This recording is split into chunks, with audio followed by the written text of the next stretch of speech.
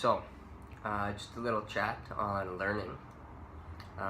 When we start engaging with learning any of the internal arts, meditation, Tai Chi, Qigong, etc., it can be very common to experience a lot of confusion in the beginning, and it can take a number of years for that confusion to abate. So I just wanted to share a couple of short little stories to illustrate a point here. So this is something I initially heard from John Young, who's a wilderness survival expert and bird language expert, and I believe this was on one of his bird language tapes, and he was talking about intention. And so he told the story of a coyote, and the coyote sleeping, having wonderful coyote dreams, and wakes up all lazy, nice to wake up, and sees a rabbit chilling out just to the side there, and closes its eyes again. The coyote closes its eyes and thinks, that rabbit would taste great as breakfast. Opens its eyes again, looks to where the rabbit was, and it's gone. So in this case, the rabbit became aware of the change in mood, in intention, in emotion, and of pending action.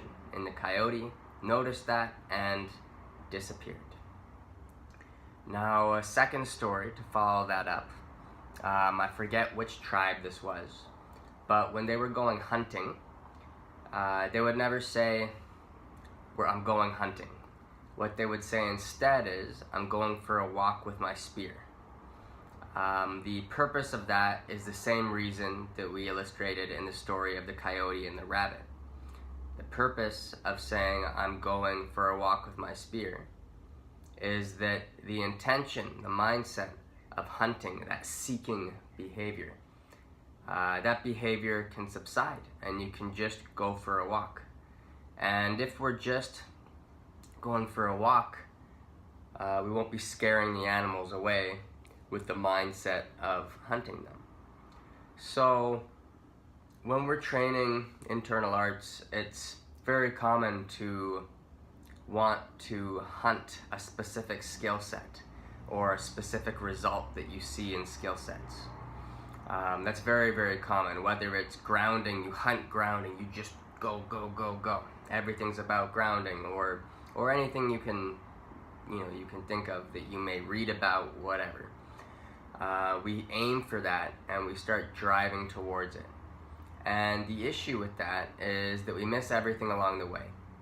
So rather than hunt our answers, it's best to go for a walk with our questions, if we're following the line of the same little metaphor I mentioned earlier.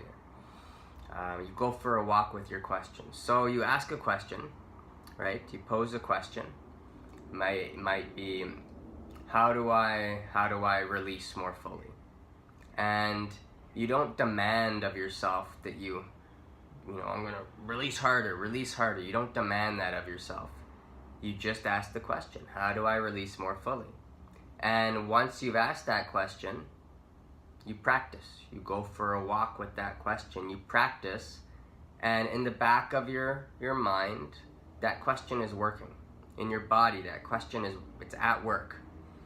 And you let it go. You let that question do the work.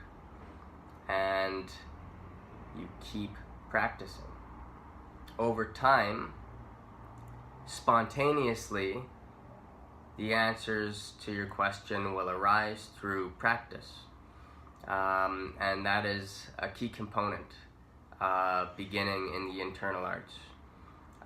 In many arts, there is a key component in the beginning is often described as faith.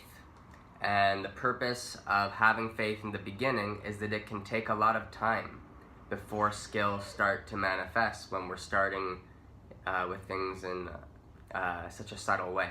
It can take years. So you have to have faith in the beginning, faith in your teacher, faith in the practice, that what you're doing is correct.